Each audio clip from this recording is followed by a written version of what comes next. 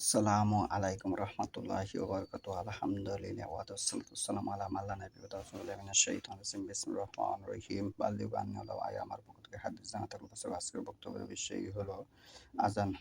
সংজ্ঞা। আযান অর্থ হচ্ছে ঘোষণা, ইলআম। পারিভাষিক অর্থ হচ্ছে শরীয়ত নির্ধারিত আরবি বাক্যসমূহের মাধ্যমে নির্ধারিত সময় উচ্চ কণ্ঠে সালাতে আহ্বান করাকে আযান বলা হয়। প্রথমে জিশানে আযানের প্রচলন হয়। মিরআত ২ নম্বর খণ্ড ৩৪৪, ৩৪৫। আজকের বক্তব্যের বিষয় আযান। আযান সম্পর্কে এখানে উপস্থাপনা করব। ওমা তৌফিকি ইল্লা বিল্লাহ। ইমাম খতিব বলেন, মক্কা মদিনা সহ সমগ্র হিজাজ, সিরিয়া, ইয়ামান, মিশর, মরক্কো এবং ইসলামী বিশ্বের প্রত্যন্ত অঞ্চলে একবার করে একামত দেওয়ার নিয়ম চালু আছে এবং এটাই প্রায় সমস্ত উলামায়ে ইসলামের মাযহাব। হাদিসটি হচ্ছে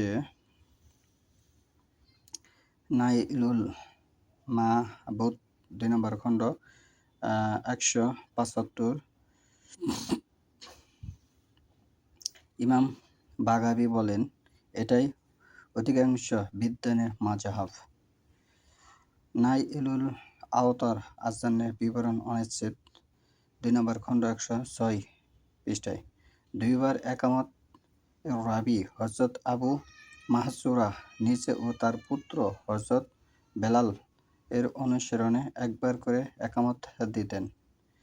এ হাদিসটি হচ্ছে আবু দাউদ, নাইলুল মাহবুদ সহ ৪৯৫ পৃষ্ঠার। তাহলে এখানে যে বিষয়টা দাঁড়ালো, সাহাবে আব্দুল্লাহ বিন সাইদ সর্বপ্রথম পুরো রাতে স্বপ্ন দেখা আযানের কালেমার সময় সকালে এসে রাসূলুল্লাহ সাল্লাল্লাহু আলাইহি ওয়াসাল্লামের নিকট বর্ণনা করেন। পরে বেলালের কণ্ঠে এক আযান ধ্বনি শুনে হযরত ওমর রাদিয়াল্লাহু বাড়ি থেকে বেরিয়ে চাদর ঘষতে ঘষতে ছুটে এসে রাসূলুল্লাহ সাল্লাল্লাহু আলাইহি ওয়াসাল্লামকে বলেন, যিনি আপনাকে সত্য সহকারে প্রেরণ করেছেন তার কসম করে বলছি, আমিও অনুরূপ স্বপ্ন দেখেছি। এ কথা শুনে রাসূলুল্লাহ সাল্লাল্লাহু আলাইহি ওয়াসাল্লাম ফালিল্লাহিল হামদ বলে আল্লাহর প্রশংসা করেন। হাদিসটি হচ্ছে আবু দাউদ ৪৯৫। একটি বর্ণনা মতে ওই রাতে ১১ জন সাহাবী একই আযানের স্বপ্ন দেখেন। হাদিসটি হচ্ছে মিরকাত ২ নম্বর খণ্ড ১৪৯ পৃষ্ঠা।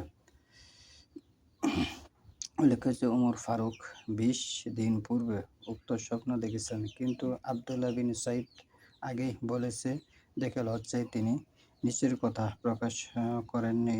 হাদিসটি হচ্ছে আবু দাউদ ৪৯৪ পৃষ্ঠায় আযান সূচনা অনুচ্ছেদ। সূচনা। ওমর ফারুক রাদিয়াল্লাহু সহ একদল সাহাবী একই রাতে আযানের একই স্বপ্ন দেখেন ও পরের দিন সকালে ওহী দ্বারা প্রত্যাদিষ্ট হলে রাসূলুল্লাহ সাল্লাল্লাহু আলাইহি ওয়াসাল্লাম তা সত্যায়ন করেন এবং বেলাল রাদিয়াল্লাহু সেই মর্মে আযান দিতে বলেন। সেই মর্মে কি আযান দিতে? আবু দাউদ ৪৯৯, আবু দাউদের ৪৯৯ পৃষ্ঠায়। এখানে তারজি আযান। তারজি অর্থ হচ্ছে পুনরুক্তি। আযানের মধ্যে দুই শাহাদাত কালেমাকে প্রথমে দুইবার করে মোট ৪ বার নিম্ন সুরে ও পরে ২ বার করে মোট ৪ বার উচ্চ সুরে বলাকে তারজি বা পুনরুক্তি আযান বলা হয়। তারজি আযানের কালেমার সংখ্যা হবে মোট ১৫-১৯। তারজি আযানের হাদিসটি হযরত আবু মাহযুরা কর্তৃক আবু দাউদ বর্ণিত। আবু দাউদে ৫০০ পৃষ্ঠায়। হাদিস নাম্বার হচ্ছে ৫০০। সহিহ মুসলিমে একই মর্মে একই রাবী হতে বর্ণিত অপর একটি রিওয়ায়েতে আযানের প্রথম তাকবীরের সংখ্যা ৪ এর স্থলে ২ বলা হয়েছে। এই হাদিসটি হচ্ছে মুসলিম হাদিস হচ্ছে ৩৭৯। তখন কালেমার সংখ্যা দাঁড়াবে তারজি সহ ১৭টি। আবু মাহযুরা বর্ণিত সুনানে হাদিসে একামতের কালেমা কাতকামাতিস সলাহ সহ মোট ১৭টি বর্ণিত হয়েছে। এ হাদিসটি হচ্ছে নাইলুল মাহবুদ ৪৯৬। এটি মূলত তালিমের জন্য ছিল। এটি মূলত তালিম আহমদ, তিরমিজি, আবু দাউদ, মিশকাত ৬৪৪। এখানে সহিহ হাদিসের মতে আজানের পদ্ধতি দাঁড়ালো মোট ৩টি ও একামতের পদ্ধতি ২টি। ১ নম্বর হচ্ছে আব্দুল্লাহ বিন সাইদ বর্ণিত বেলালি আজান ও একামতের যথাক্রমে ১৫টি ও ১১টি। আজানের কালেমা হবে ১৫টি, একামতের কালেমা হবে বাক্য হবে ১১টি, যা রাসূলুল্লাহ সাল্লাল্লাহু আলাইহি ওয়াসাল্লামের যুগে মক্কা মদিনা সহ সর্বত্র চালু ছিল। ২ নম্বরে যেটা চালু হয়েছে আবু মাহজুরা বর্ণিত, তার যে আজানে ১৯টি, আজানের কালেমা ১৯টি, একামতের কালেমা ১৭টি।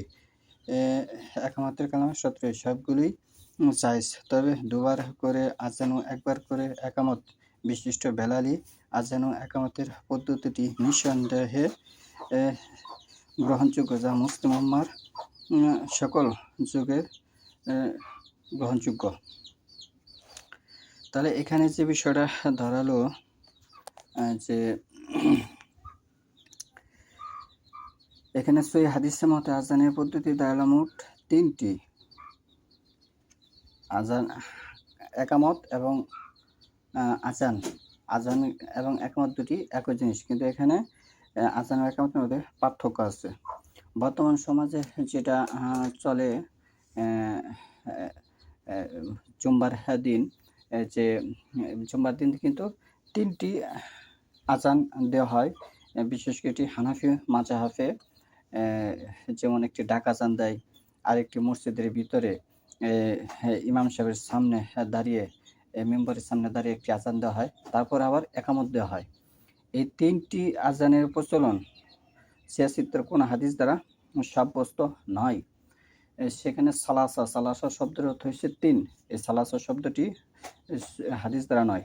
আমরা ওটাকে সহিহ হাদিস বলবো, যেটা রাসূলুল্লাহ সাল্লাল্লাহু আলাইহি ওয়াসাল্লাম করেছেন এবং সাহাবীরা করেছেন, রাসূলুল্লাহ সাল্লাল্লাহু আলাইহি ওয়াসাল্লাম সমর্থন করেছেন, তাবিন করেছেন। সর্বশেষ মুজতাহিদ আলেম এবং ইমাম বুখারী মুসলিমের যে লেখক, তারা যদি সেটা সমর্থন করে থাকে, এর ধারাবাহিকভাবে ৫টি পর্ব যদি ঠিক থাকে, তাহলে আমরা ওটাকে সহিহ হিসাবে গ্রহণ করব। আর বর্তমান যেটা প্রচলন আছে হানাফি মাযহাবে, সেটা সহিহ নয়। এটি ধারাবাহিকভাবে ৫ জনের সমর্থন করেছে, তারা এটা প্রমাণ করতে পারবে না। আল্লাহ রাসূল সাল্লাম এই ৩টি প্রচলন করেছে, এটি তারা প্রমাণ করতে পারবে না। সাহাবী থেকে এবং তাবিন, মুজতাহিদ, সর্বশেষ ইমাম বুখারী মুসলিম থেকে তারা এইভাবে ধারাবাহিকভাবে প্রচলন করতে পারে না যে জুম্মার দিনে ৩টি আজান দিতে হবে। মূলত সানি আজান এবং একামত এটি হাদিস দ্বারা সাব্যস্ত। তাহলে এই ছিল আজানের বিষয়। আজানের দোয়ার মধ্যেও বাড়তি কিছু বিষয় ঢোকানো হয়েছে, সেটাও অন্য আছে উপস্থাপন করব। আমরা মানুষের মতামতকে অপেক্ষা করব, কারণ সহিহুল বুখারী ৩ নম্বর খণ্ডে ৩১৮১-৮২ নম্বর হাদিসে নিষেধ আছে মানুষের নিজ মতামতকে সহিহ মনে করা যাবে না। এটা আমরা মানব। ২ নম্বরে মানব সহিহুল বুখারী ৩ নম্বর খণ্ডে ৩০৩৮ নম্বর হাদিসে নিষেধ আছে যে তোমরা নিজ মতামতকে সহিহ মনে করো না। ৩ নম্বর আমরা মানব, যদি কেউ বেদাত করে, তার ফরজ নফল কোন আমলে আল্লাহর দরবারে কবুল হবে না। সহিহুল বুখারী ৩ নম্বর খণ্ড ৩১৭২ নম্বর হাদিস, ৩১৭৯ নম্বর হাদিস। তাহলে আমরা কোনটা বেদাত, কোনটা আল্লাহ রাসূলের আমল, সেটা আমরা যাচাই বাছাই করে করব ইনশাআল্লাহ। ওয়া মা তৌফিকি ইল্লা বিল্লাহ। আমাদের মাঝে যদি ভুল থাকে, তাহলে সেটা আমরা সংশোধন করে নিব। ইমাম আবু হানিফা রাহমাতুল্লাহ আলাইহি বলেছেন, ইসা সাহাল হাদিস ফা মাযহাব, যেটা সহিহ হাদিস ওটাই তার মাযহাব। তার মানে ইমাম আবু হানিফা রাহমাতুল্লাহ সহিহ হাদিসের অনুসারী ছিল, তার ব্যক্তিগত কোনো মাযহাব ছিল না। তার এই কথায় ফুটে ওঠে।